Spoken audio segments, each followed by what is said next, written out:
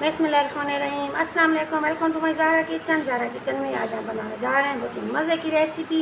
ये है हमारे पास तकरीबन 3 पाव कीमा। कीमा हमने लेना है चर्बी के साथ और साथ ही इसमें डालेंगे अपने कीमे में जो वेजिटेबल हम शामिल करेंगे वो है आपके सामने।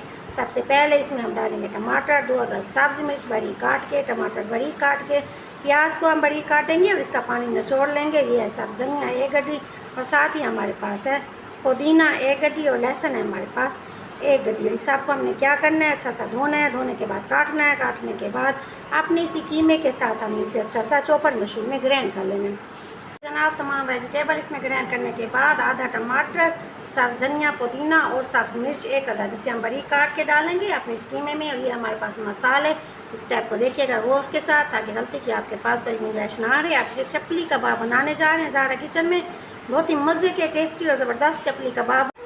ये हमारे पास हल्दी 1/4, लाल मिर्च पाउडर 1 चम्मच और साथ हमारे पास अनारदाना 1 चम्मच, कुटी हुई हमारे पास खुश्क धनिया और ये है हमारे पास ब्लैक पेपर, ये हमने डाला 1/4 और ये है हमारे पास गरम मसाला 1 चम्मच। अनारदाना हमने कूट कर डालना है, इसे हमने साबित यूज़ नहीं करना क्योंकि बाद बच्चों को अनारदाना साबित पसंद नहीं होता, इसलिए अनारदाना हम इसे कूट कर डालेंगे। अगर आप चाहें तो पीस कर भी इसे यूज़ कर सकते हैं, लेकिन इसका इस्तेमाल ज़रूर करना है क्योंकि ये हमारे कीमे को जाके करता है हज़म। ये तमाम मसाले हम इसमें शामिल करेंगे अपने कीमे के अंदर। तमाम मसाले शामिल करने के बाद अब इसे हमने अच्छा सा मिक्स करना है। तमाम वेजिटेबल और मसाला अच्छा सा हमारे कीमे में मिक्स हो चुके हैं। अब इसमें शामिल करेंगे हम अपना मैजिक, ना करेंगे बेसन इसमें यूज़ और ना ही करेंगे कॉर्नफ्लोर, कुछ भी इसमें यूज़ नहीं करना। ये है हमारे पास आटा, वो आम आटा जो हम घर में रोटी के लिए इस्तेमाल करते हैं, इसी आटे को शामिल करेंगे आज चपली कबाब में। इसमें डालेंगे 2 से 3 चम्मच हम डालेंगे आटे के। बहुत ही मज़े के बनेंगे चपली कबाब घर में रखे हुए 2 से 3 चीज़ों के साथ। ये देखिए अब इसे करेंगे हम अच्छा सा मिक्स।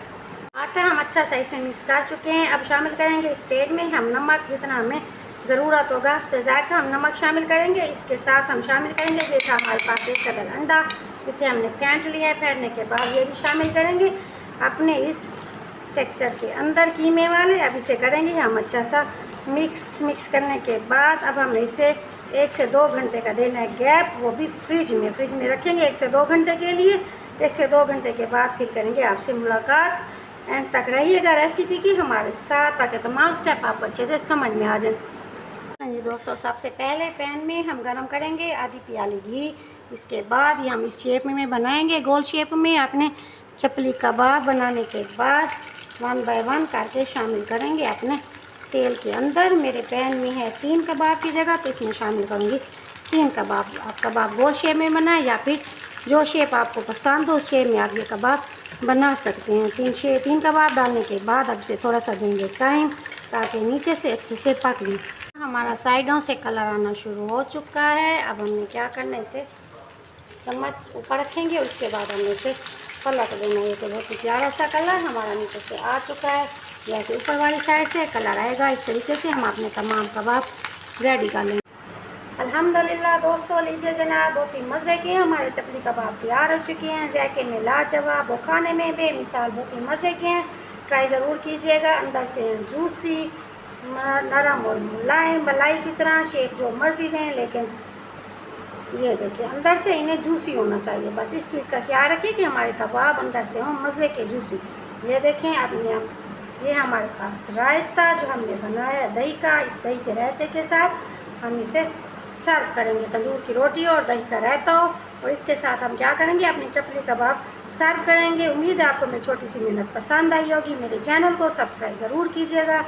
दोस्तों में, रिश्तेदारों में, अजीज़ों में शेयर करना मत भूलिएगा। आपकी सपोर्ट का बहुत बहुत शुक्रिया।